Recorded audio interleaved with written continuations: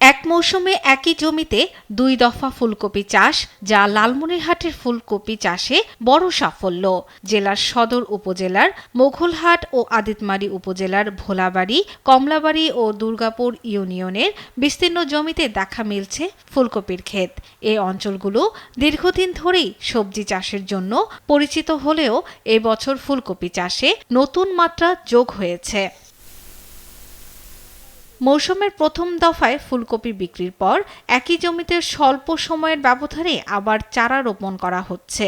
এতে বিঘাপ্রতি জমিতে ১০ থেকে ১৩ হাজার টাকা খরচ করে ৩০ থেকে ৪০ হাজার টাকা পর্যন্ত ফুলকপি বিক্রি করা সম্ভব হচ্ছে। তবে সার ও কীটনাশকের উচ্চ মূল্যের কারণে প্রত্যাশিত মুনাফা পাওয়া যাচ্ছে না বলে অভিযোগ কৃষকদের।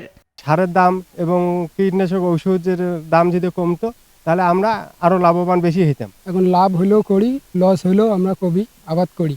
এদিকে লালমনিরহাটের মোঘলহাট ও দুরাকোটি এলাকা থেকে প্রতিদিন ৫ থেকে ৮টি ট্রাক ফুলকপি ঢাকা সহ দেশের বিভিন্ন জেলায় পাঠানো হচ্ছে।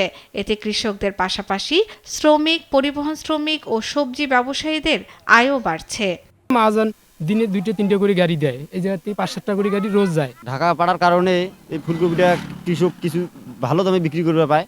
উন্নত জাতের বিদেশি বীজ ব্যবহার এবং সঠিক পরিচর্যার বিষয়ে কৃষকদের নিয়মিত পরামর্শ দেওয়া হচ্ছে বলে জানায় কৃষি বিভাগ।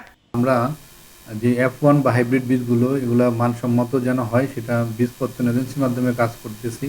সাথে সাথে কৃষকদেরকে উদ্বুদ্ধ করতেছি যেন ভালো মানের বীজ ব্যবহার করে ভালো ফলন পায়। চলতি মৌসুমে জেলার ৫টি উপজেলায় মোট ৬,০৪৮ হেক্টর জমিতে সবজি চাষ হয়েছে। এর মধ্যে প্রায় ১,২৫০ হেক্টর জমিতে হয়েছে শুধু ফুলকপি চাষ। শর্মিলা কেয়া, নিউজ ডেস্ক, দেশ টিভি।